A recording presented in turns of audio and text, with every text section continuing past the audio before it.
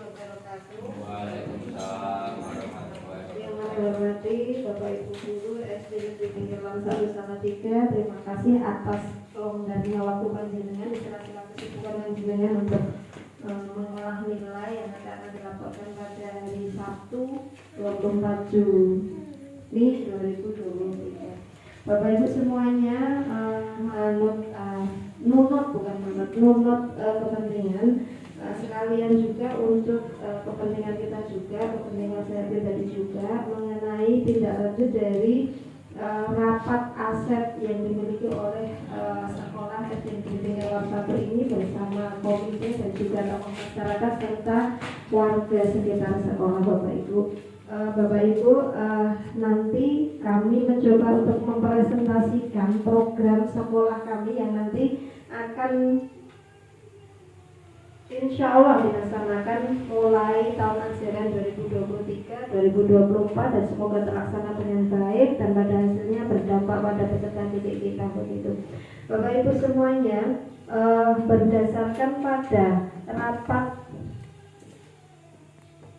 aset yang telah terlaksana pada minggu kemarin bersama dengan tokoh masyarakat dan juga semua elemen warga sekolah, ada beberapa pemetaan aset yang sebenarnya kita miliki, yang sebenarnya kita kaya aset meskipun kecil, tetapi ternyata wilayah kita bisa kita manfaatkan untuk bisa pembelajaran, utamanya untuk berdampak pada peserta didik, di mana aset itu meliputi 7: agama, budaya, manusia,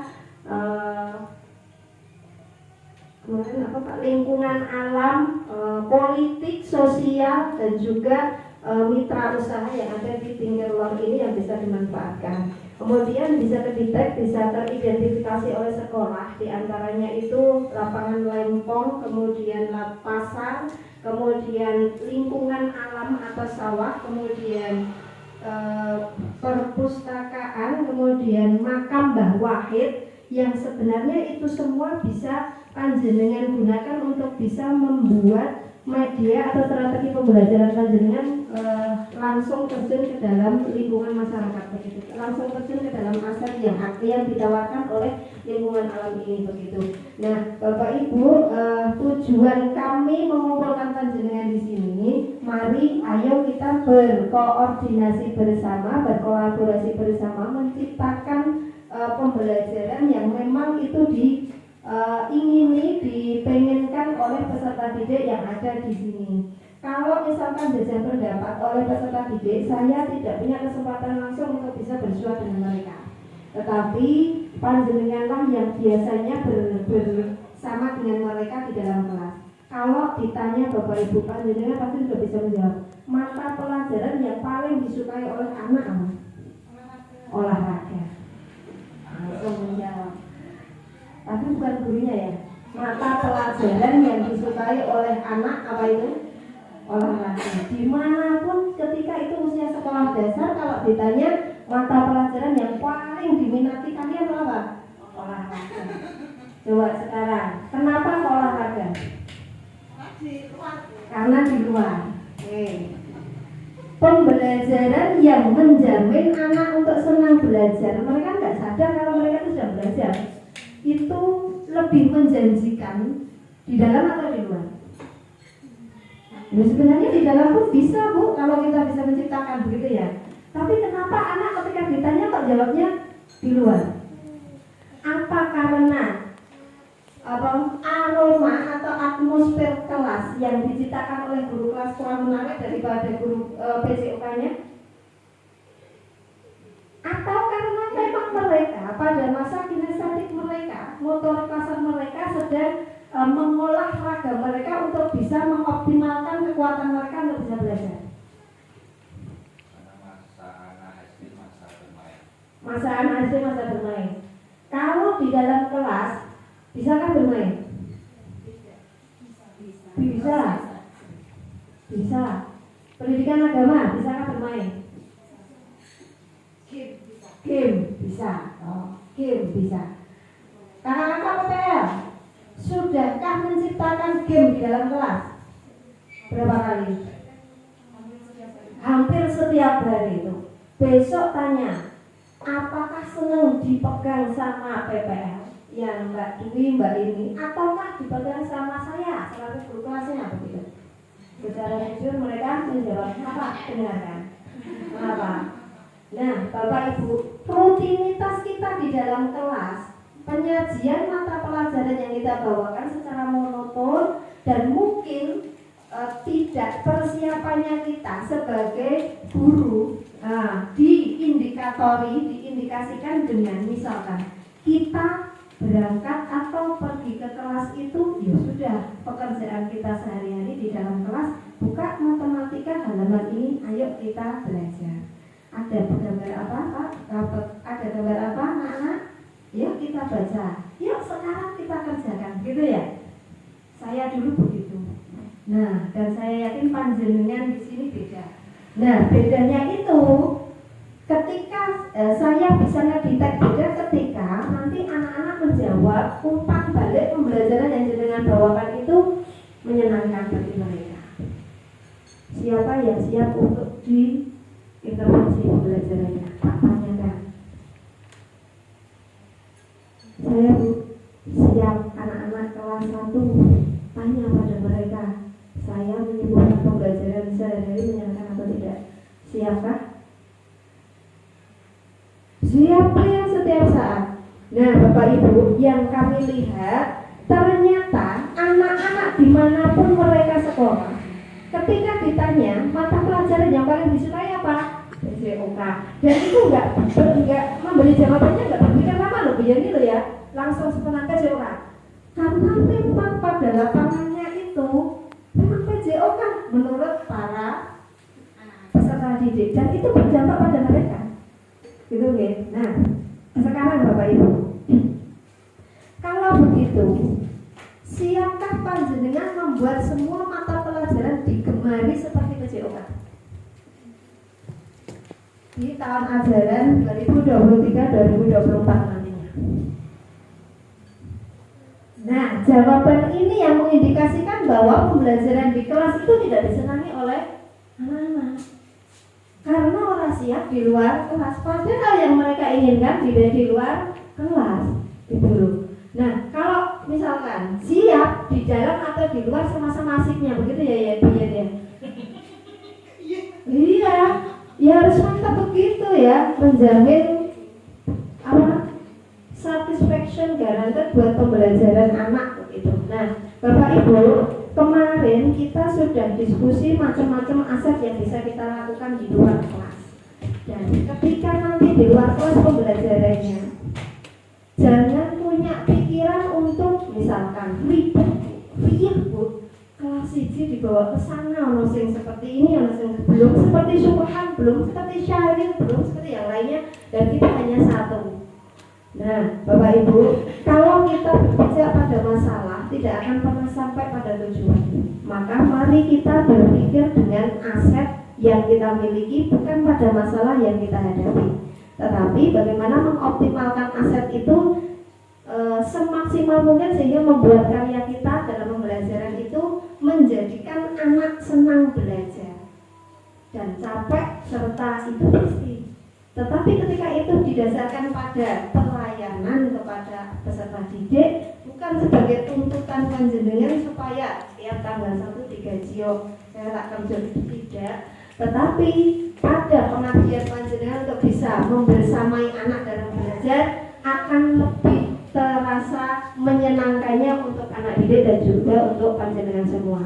Bapak Ibu, kemarin dari yang diikutkan rapat Pak Sukali, Pak Sukali itu menawarkan aset yang tidak kita gunakan, lapangan atau halaman sekolahnya bisa digunakan untuk kegiatan pembelajaran. Pak Sukali.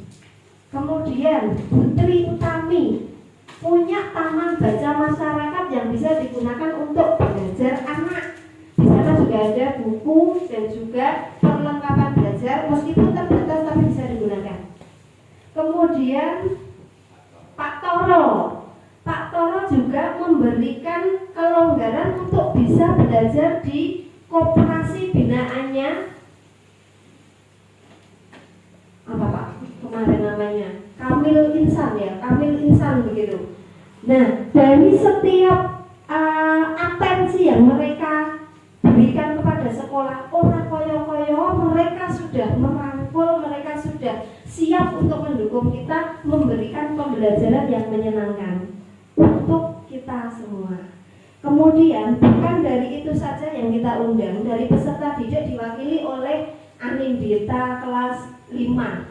Bukan berarti saya mencomot orang-orang yang saya pihaki, tidak. Saya juga tidak mendikte Mbak Dita, juga tidak memberikan catatan kepada Mbak Dita, apapun itu tidak. Dan saya juga bilang begini, udah jawab aja sebagaimana kamunya gitu.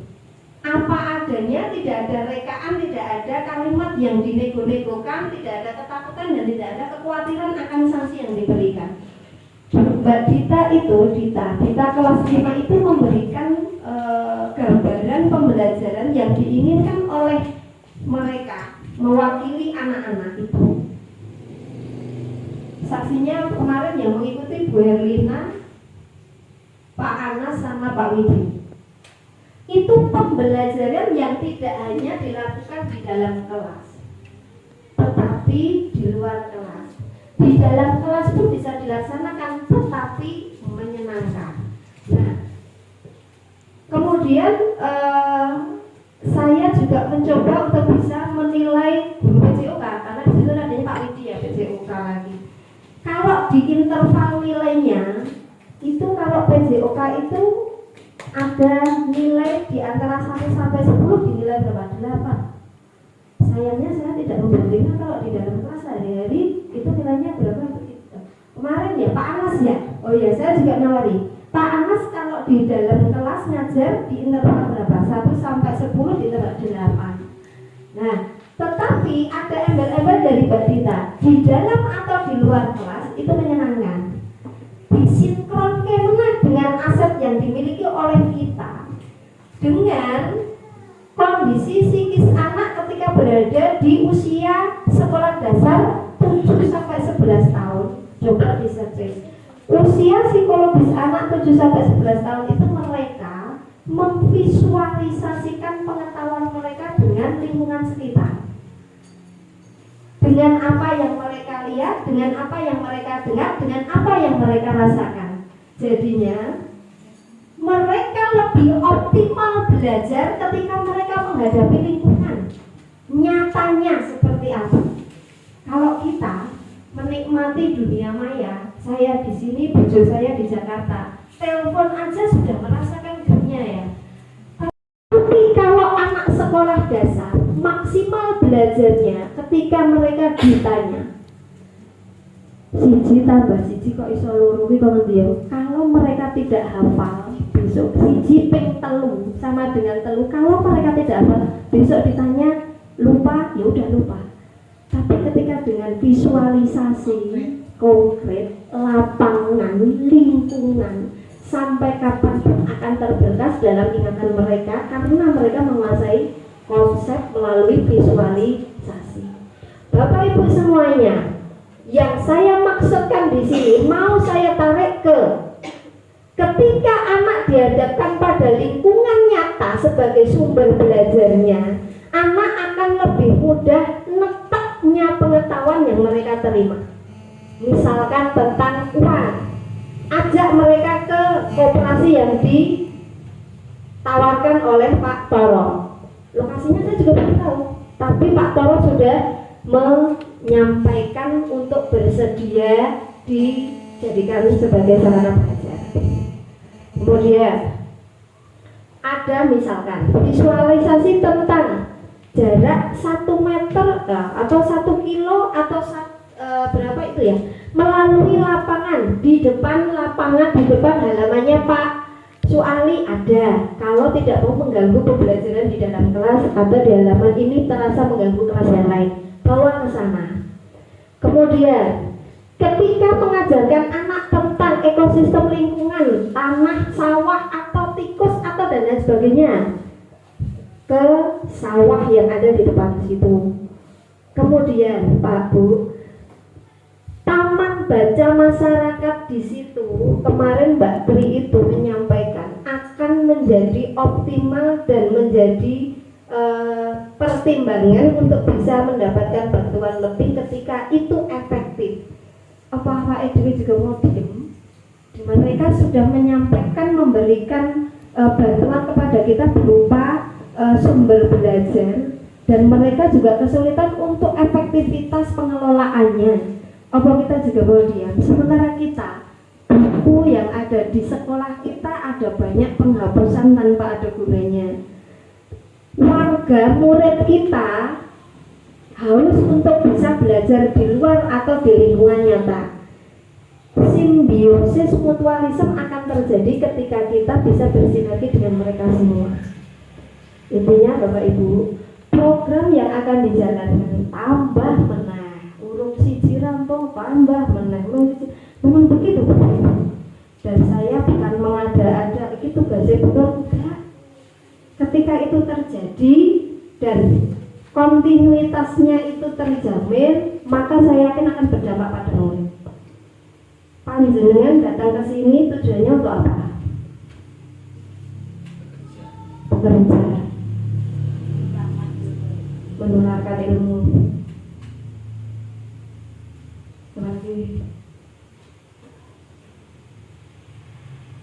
Panjenengan datang ke sini untuk menularkan ilmu, mencerdaskan generasi penerus ya, ini ya, generasi penerus ya. Nah, Pak Bu, ketika ada jalan untuk bisa mencapainya, kenapa tidak?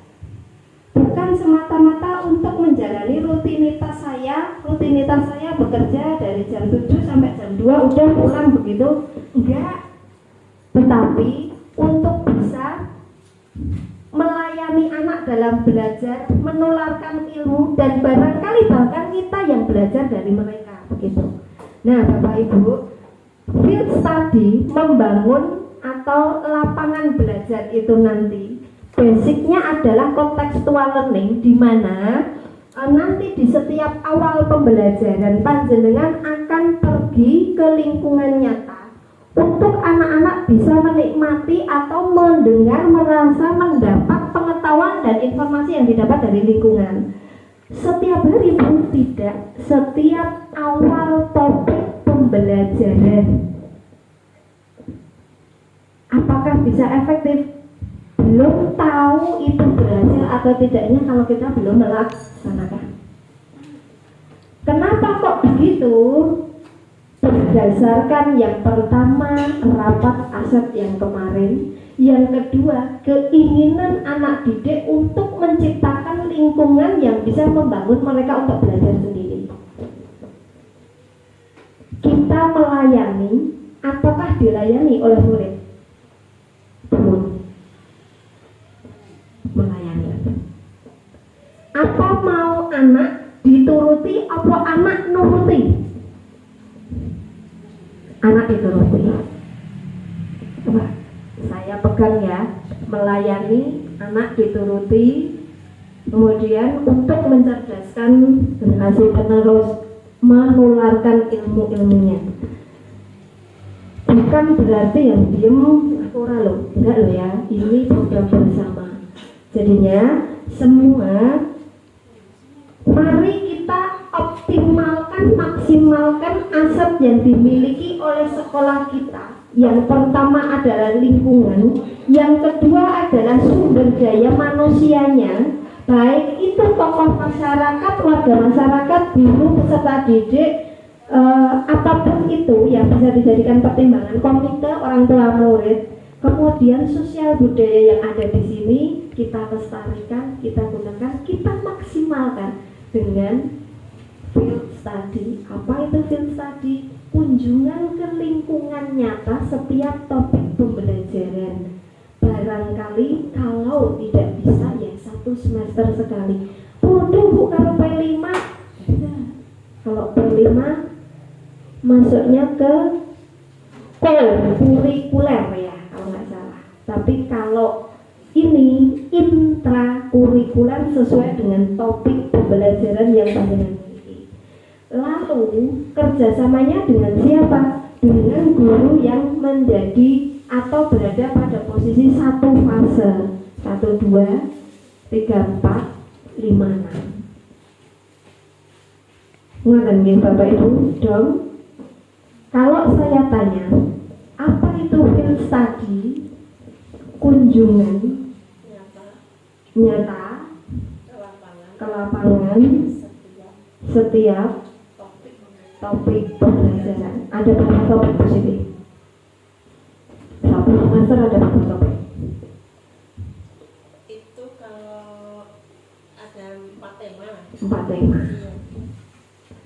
Kelas tinggi berapa topik? 5 tema. Nah, ketika anak nanti mau berkunjung itu ya dibekali dengan pertanyaan-pertanyaan pemantik yang bisa mereka cari informasinya di dalam lingkungan itu yang kita kunjungi. Pulangnya bukan berarti sudah selesai. Mereka akan membuat informasi-informasi baru yang didapat dari lapangan lalu dikembangkan selama 1 bulan penuh berada dalam pembelajaran satu topik itu. Pembelajaran bagi peserta didiknya. Dan Bapak Ibu, itu paket pembelajaran 1 tahun ajaran 2023-2024. Kalau itu berhasil panjenengan laksanakan dan indikatornya berdampak pada peserta didik, saya siap mengapresiasi keberhasilan panjenengan semuanya. Iya.